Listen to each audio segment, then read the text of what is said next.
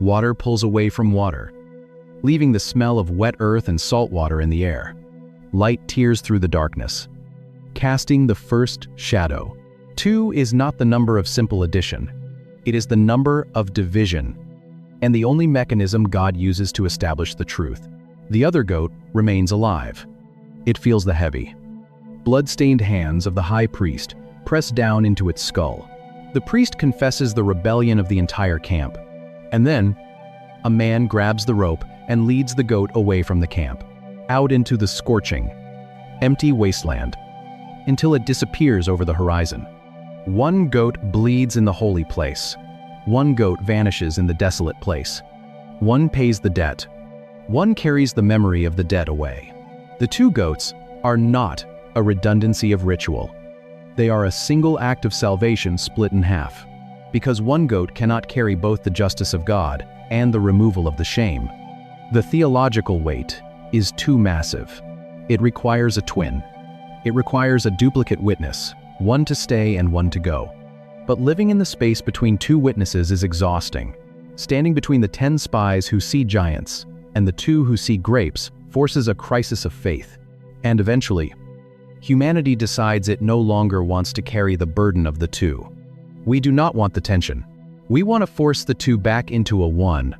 And that is when the bloodiest chapters of the Bible are written. The place to start is the very first page of the ancient text. It is the second day of creation. The bloodiest chapters of ancient history and the most agonizing seasons of your own life usually begin the moment you refuse to tolerate the tension of the 2. You know exactly what this feels like. You are standing in the middle of a fractured reality right now. You are holding 2 conflicting truths in your hands. And the psychological weight of it is exhausting. One day you feel like the goat tethered to the bronze altar close to the sacred, forgiven, held within the boundaries of the camp. The next morning you wake up and you feel like the second goat wandering out in a cold, empty wasteland, carrying the weight of failure, with the dust blowing violently against your skin. You look up at the ceiling in the dark, jaw clenched tight, and you demand that God tell you which reality is the true one. We crave the simplicity of the single narrative. We want to eliminate one of the witnesses so we can have the comfort of certainty. If a relationship breaks, we want 1 person to be the villain and 1 to be the victim. If a prayer goes unanswered, we want it to be either a profound spiritual lesson or a brutal demonic attack. We scroll through the cold glow of our screens.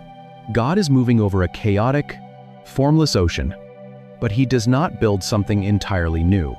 He divides, desperate for a singular, binary answer to a deeply shattered world. We want to execute one of the witnesses, so we do not have to sit in the uncomfortable space between them. But the ancient law of Shnayim does not allow you to silence the second voice. The tension in your chest is not a failure of faith. It is the exact environment where God establishes truth. Just like the high priest, who had to manage the blood of 1 animal and the exile of the other, you are required to hold the duplicate witnesses of your own life. You are entirely loved, and you are currently walking through a barren desert.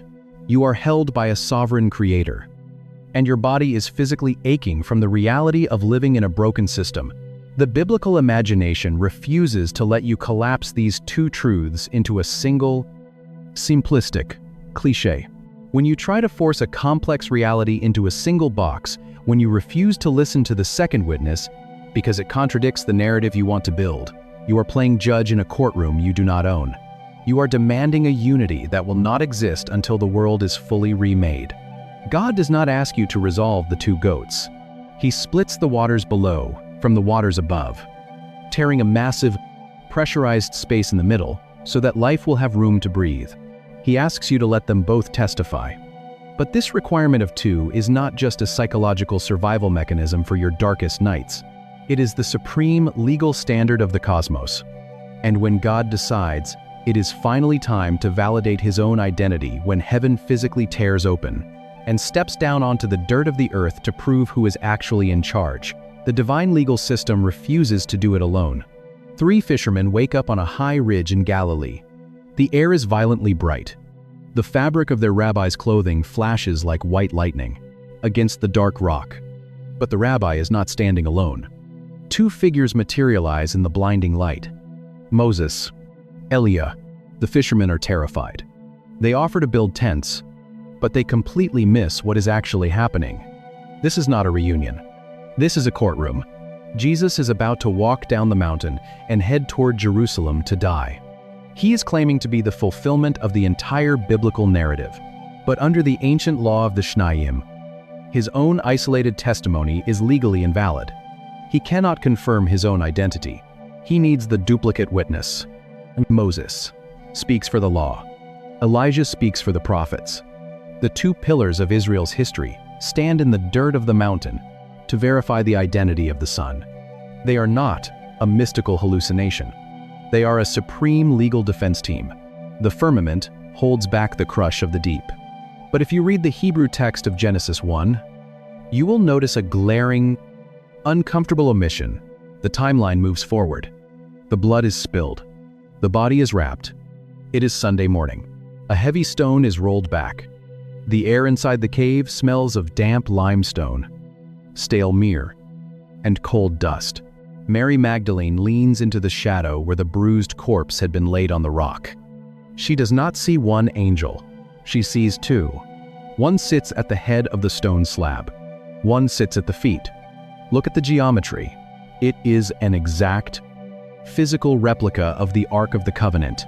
Two witnesses, stationed at opposite ends of the space, staring into the void where the blood of atonement has already been accepted. The second angel is not a dramatic flourish. It is a constitutional requirement. The resurrection is the single most explosive claim in the history of the universe. Heaven refuses to let it rest on a single testimony. The cosmos obeys the law of Deuteronomy 19.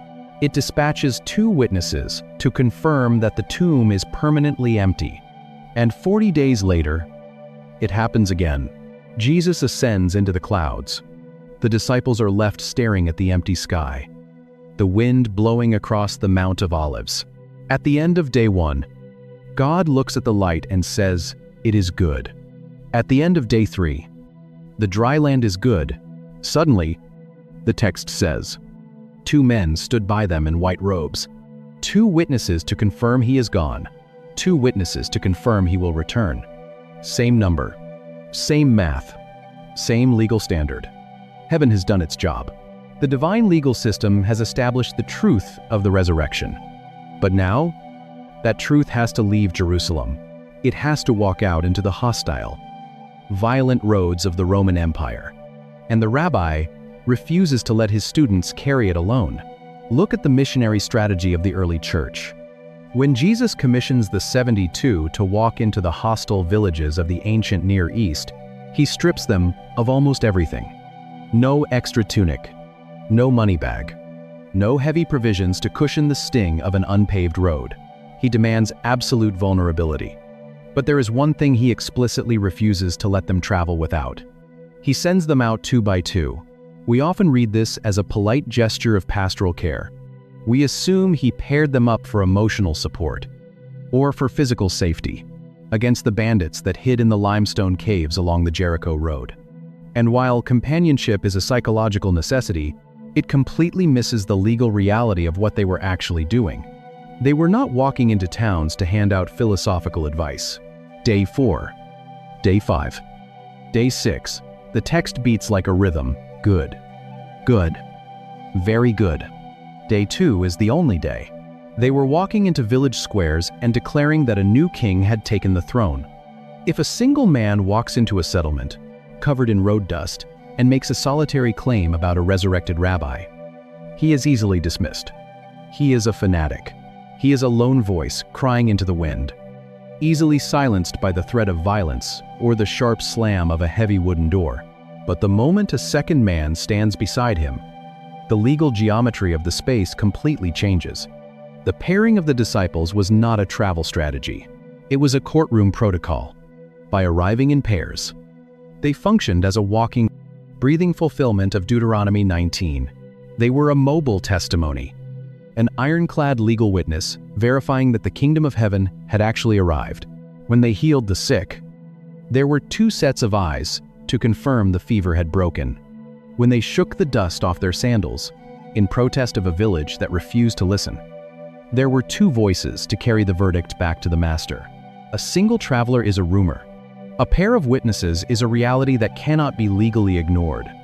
This is the profound burden of the Christian vocation. We were never meant to carry the weight of the truth in isolation. The modern obsession with the solitary spiritual journey, the idea that you can find God in the entire creation week where God does not say it is good. You can feel the tension in the very fabric of the grammar, entirely on your own terms, completely disconnected from the messy, frustrating friction of another believer violates the fundamental math of the cosmos. You need the second witness.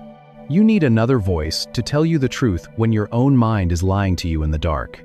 You need a second pair of hands to hold the weight of reality when you are too exhausted to carry it yourself. The system was designed to require an echo, because when you pull all the way back and look at the entire scope of the biblical narrative, you realize the math never changes. The sky was torn from the sea, and a space was made for life to breathe. 2 stones were carried down a smoking mountain, and the covenant was legally secured.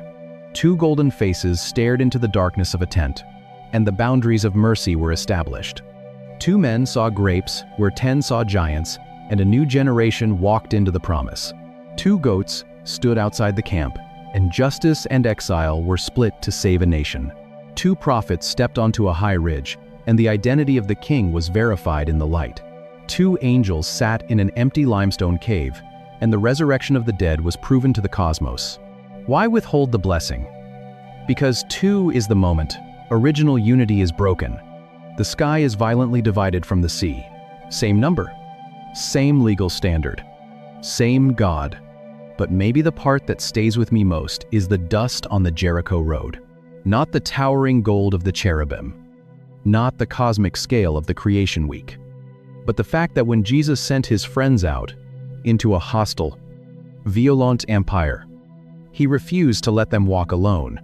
He knew the psychological weight of carrying the truth in a broken world. He knew the crushing burden of the single witness. If you are in a season where the reality of your life feels profoundly fractured, if you are holding 2 conflicting truths in your hands and the tension is breaking, you do not force them into a single, simplistic cliché. You do not have to execute the goat of your pain just to prove the goat of your faith is real. You are allowed to stand in the tension. The biblical imagination does not demand that you resolve the mystery before the world is remade. And if you are exhausted from trying to carry the weight of your reality completely alone, stop. You were not designed for the solitary journey. You need the duplicate witness. You need another voice to reflect the truth back to you when your own eyes fail. If this opened something up for you, subscribe and leave a comment. Even 1 word helps. Share this with someone who is tired of walking alone. Pray for us as we keep digging into. The light is permanently separated from the dark. Soon, the man will be split to make the woman. Blood and bone separated. These ancient texts, and may the God who has never once asked you to carry the weight of reality by yourself step into the tension with you and give you the second witness you need to make it home. Across a silent, unformed planet, the side of a sleeping man is cut open on the dirt floor of a new world. In the profound silence of a closed garden, the absolute, undisturbed perfection of one is shattered, fractured into 2. So that relationship, choice, and love can actually exist. But this necessary division creates a terrifying vulnerability. When one becomes 2, they can look at each other. They can hide from each other. They can turn against each other. A brother can pick up a heavy stone in a quiet field and wait for the other to turn his back. A husband can point his finger at a wife when the voice calls out among the trees. A single, unified nation can tear itself in half, splitting into 2 rival kingdoms that will eventually burn each other's temples to the ground. Once you have 2, you have the possibility of a lie. You have conflict, contradiction, and the terrifying reality of opposing stories. Which means the very thing that broke the unity of creation is the only thing that can be used to put it back together. The ancient legal mind understood this danger perfectly. If the world is fractured, A single voice is no longer safe. One perspective is not reality. It is just a perspective. A single man claims he saw a crime. A single document bears a signature, and a single chest becomes two lungs. Two voices. Two sets of footprints walking in the cool of the evening. A single voice whispers in the dark. In our modern world, we might build an entire case on that single thread. We might lock a man in a cell based on the testimony of one compelling accuser. We love the lone whistleblower. We idolize the solitary hero, speaking their truth against the machine. The biblical text violently rejects this. Deuteronomy chapter 19 lays down a law that alters the course of Western jurisprudence. A single witness shall not suffice against a person, for any crime or for any wrong. The grammar is absolute. The math is unbending. One set of eyes is an opinion. Two sets of eyes are a conviction. One voice in the street is a rumor. Two voices in the courtroom are a reality. One line of ink is a claim. Two lines of ink are a covenant. God knows that the human heart is deceptive. He knows how easily a single memory warps under pressure. He knows how quickly a single accusation can ruin a life, how the scent of blood makes a mob lose its mind. So he installs a circuit breaker. The requirement of two is not a bureaucratic hurdle. It is a divine safeguard. Truth, in the biblical imagination, is never allowed to stand on a single pillar. A single slab of rock is carved into two identical stones on a smoking mountain. Two goats stand side by side outside a goat hair tent. It must have a twin. It must have an echo. It must have a second witness to bear the crushing weight of reality. You see this in the grimmest spaces of the ancient world. Picture the execution site outside the city gates. The dust blowing across the limestone. Heavy, jagged rocks clutched in sweating hands. The law mandates that the witnesses, the ones whose words condemned the guilty, must be the first to throw the stones. And there must be at least two of them. Side by side, the weight of death shared between two pairs of shoulders. One person cannot execute justice alone. They would crack under the psychological burden. It takes two to confirm reality. It takes two to carry the weight of life and death. And once you grasp this legal framework, a massive lock turns in the Old Testament. You suddenly understand why the most sacred objects in Israel's history could never exist in isolation. Because when God decides to step out of the clouds and move into a dark tent in the middle of a burning desert, he brings the math of the courtroom directly into the sanctuary. Moses walks down the mountain. The ground vibrates under his sandals. The air smells like burnt flint and ozone. He carries heavy stone in his calloused hands. Two stones, not one large slab, not a single monument of law. Two separate pieces. We often picture the 10 Commandments split in half, their hooves shifting in the dust. One meant for the bronze altar. One meant for the empty wasteland. 5 laws on the left, 5 laws on the right. But historical context suggests something entirely different. In ancient Near Eastern treaties, a covenant required duplicate copies. The king received one text. The servant received an exact replica. Both parties kept a record. Both copies were stored in the most sacred space available. God does not hand Moses a fractured document. He hands him a dual witness. The second tablet is not a backup copy. It is a legal testimony. One tablet testifies for heaven. One tablet testifies for earth. They are carried down the jagged rock. They are placed inside a wooden box, overlaid with gold. The lid is lowered. The darkness swallows the stones. But the pattern of two does not stop inside the box. It crowns the top. Look at the lid.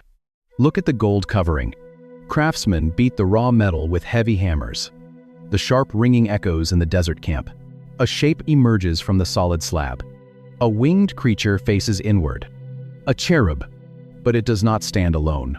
A second hammer shapes a second face. 2 cherubim. Wingtip, touching, wingtip. Shadow merging with shadow. The absolute symmetry of the sacred. The second cherub is not a decorative flourish. It is a boundary of holy space. God does not speak from the center of a void. He speaks from the space between two witnesses. When the high priest steps into the pitch-black room once a year, he hears the bells ringing on his own hem, same number again and again. Most people assume the number 2 in the biblical text is simply practical. We have 2 hands, 2 eyes, 2 feet. He smells the overwhelming crush of burning incense. He sees the faint, red glow of the coals illuminating those 2 golden faces, and he sprinkles the blood exactly between them. One cherub represents the justice of a holy God. The other represents his unyielding mercy. They stare at the blood. They bear witness to the atonement. Every sacred truth in Israel requires this symmetry. Every covenant demands an echo. But to understand the terrifying depths of this requirement, you have to strip away the English translation. You have to step out of the tabernacle and look at the original language governing this math. Because the Hebrew word for 2 carries a secret that will completely rewrite how you view every action you take in the dark. The English word 2 is a flat number. It is a mathematical unit. But in the ancient Hebrew mind, numbers are not just quantities. They are theology. When you read the law in Deuteronomy 19, the law demanding a pair of witnesses, you see the English word 2 on the page. But the word Moses actually writes in the ink on the parchment is the Hebrew Shnayim. It comes from the root verb shana, and its primary meaning is not about counting at all. It takes 2 people to make a marriage. It takes 2 animals of every kind to fill an ark. And it does carry that functional weight sometimes. Shana means to fold. To duplicate. To repeat an action. It is where we get the Hebrew word for a yinsher, a repetition of the seasons. It carries the visual imagery of something being laid exactly over top of something else, matching its contours perfectly. But the brilliance of this root is what happens when you combine it with the concept of a witness. The Hebrew word for witness is ed. It comes from a verb meaning to return or to repeat. Do you see what the language is doing? A witness is not someone who just happened to see an event. A witness is someone who repeats reality. And when you have Shnayim, 2 witnesses, you have reality folded over on itself. You have an exact, corresponding duplicate of the truth. 2 is not a coincidence of counting. It is the architecture of certainty. If something about peeling back these layers of Hebrew is stirring up questions you've never considered, you're exactly who this channel is for. Drop a thought in the comments and hit subscribe. Because every week we go deeper into the text than you knew was possible. So the requirement of the duplicate witness becomes the foundation of all biblical justice. This legal framework changes how you understand. But if you look closer at the grammatical structure of the opening chapters, at the architecture of the sacred spaces, every courtroom scene in the Bible, both earthly and spiritual, under the law of Shnayim, a single, isolated accusation is legally powerless. It does not matter how loud the voice is. It does not matter how much evidence it claims to hold. If a spiritual accuser steps before the divine bench to condemn humanity, the cosmos itself demands a second voice to confirm the charge. The single voice is legally invalid. But this requirement of duplication creates a terrifying problem for the human heart, because the system of 2 only works if both witnesses tell the same story. What happens when 2 entities look at the exact same reality, stand on the exact same dirt, and return with completely contradictory testimonies? What happens when the division meant to establish truth is weaponized to produce fear? 12 men walk back into the desert camp. The dirt on their sandals is foreign. The juice of a massive cluster of grapes stains the wood of the pole they carry between them. The fruit is heavy. The desert sun is blinding. All 12 men walked the same hills. All 12 felt the exact same shadow cast by the towering walls of Hebron. All 12 stood in the exact same physical reality. But when they opened their mouths, the reality tears in half. At the exact legal requirements for a Roman execution, you start to see something the practical reading completely misses. 10 men speak of giants. They speak of iron chariots, of grasshoppers, of graves waiting to be dug in the sand.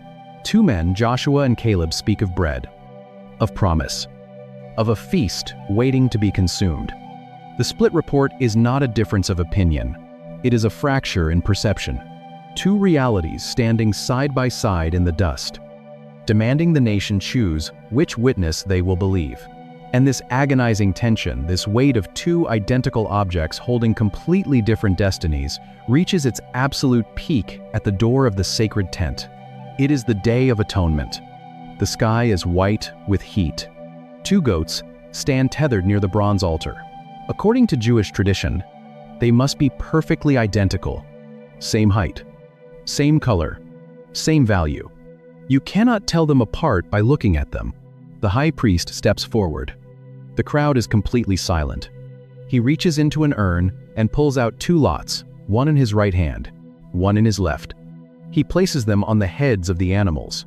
Instantly, their destinies violently diverge. One goat feels the cold, sharp edge of a flint knife. Its blood is caught in a golden bowl. Its life is carried behind the heavy veil to satisfy the justice of the space between the cherubim.